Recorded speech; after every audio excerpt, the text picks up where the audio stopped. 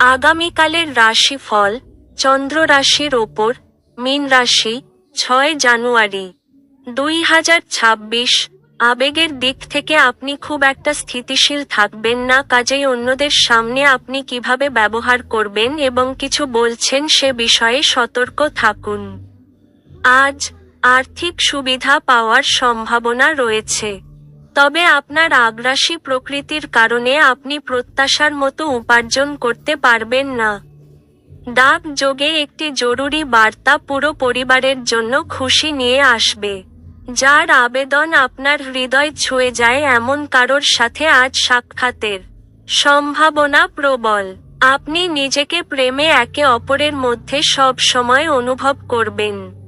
এখন শারীরিক অস্তিত্ব কোনোভাবেই বিবেচিত হবে না।